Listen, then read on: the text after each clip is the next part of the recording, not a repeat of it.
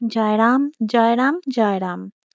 আজ আমি শ্রী শ্রী ঠাকুর মহাশয়ের একটি খুব সুন্দর আনন্দময় লীলা আপনাদেরকে পড়ে শোনাবো।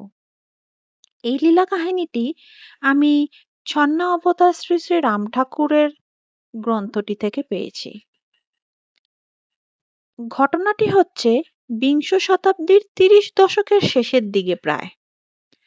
কলকাতাতে কিছু ভক্তের বাড়িতে শ্রী শ্রী ঠাকুর শুভ বিজয়ে রত। সেখানে একদিন শ্রীযুক্ত মোহিনীমোহন শাস্ত্রী এবং সদানন্দবাবু উপস্থিত ছিলেন। সেই ভক্ত সমাবেশে ঠাকুরের সম্মুখে সকলেই গ্রহ, নক্ষত্র ইত্যাদি বিষয়ে আলোচনা করিতেছিলেন। ঠাকুর মহাশয় নীরবে সকলের কথা একে একে শ্রবণ করিতেছিলেন। শাস্ত্রী মহাশয় যখন শনি রাহুর প্রকোপের ব্যাখ্যা করিতেছিলেন, সেই সময় হঠাৎ শ্রী শ্রী ঠাকুর আপন মনে সভাস্থলে সবার সামনে বলিতে লাগিলেন, রাহুর দশায় রাহুর চক্রে পইরা উত্তর পাড়া থেইকা রাহু আমারে গামছা পরাইয়া দক্ষিণ দেশ ঘুরাইয়া আনছে। এইরূপ কথাটি শুনে সকলেই হো হো করে হাসিয়ে উঠিলেন। গুরুদেব একি বলিলেন, এই ভেবে ভেবে সবাই হাসিতে লাগিলেন। কিন্তু এই কথা শুনিবার পরে সদানন্দ বাবুর মনে নানা প্রশ্ন জাগিতে লাগিল। উনি ভাবলেন যে ঠাকুর মহাশয় কি দক্ষিণ দেশ বলতে দক্ষিণ ভারত বোঝাতে চাইছেন? উনি হয়তো তাহাই বলিতে চাইয়েছেন।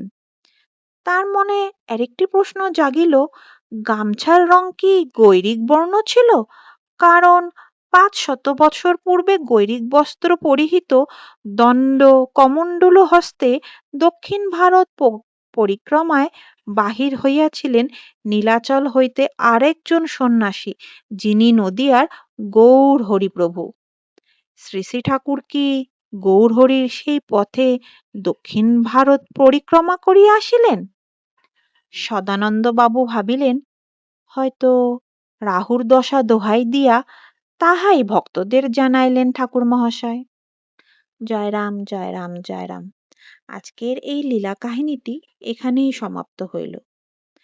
গুরুদেবের এই চ্যানেলটি শ্রী গুরুচক্র যদি আপনাদের ভালো লেগে থাকে তাহলে প্রিয়জনদের মধ্যে শেয়ার করবেন। আপনার যদি এই ভিডিওটি ভালো লেগে থাকে তাহলে অবশ্যই কমেন্ট করে জানাবেন। আর এরকমই যদি আরো লীলা কাহিনী শুনতে ইচ্ছুক হন তাহলে অবশ্যই আমাকে জানাতে পারেন। আপনারা সবাই গুরুদেবের আশীর্বাদে কুশল মঙ্গল থাকুক। আমরা সবাই গুরুদেবের সান্নিধ্য পাই, এই আশা নিয়ে আজকে বিদায় জানালাম। জয় রাম, জয় রাম, জয় রাম।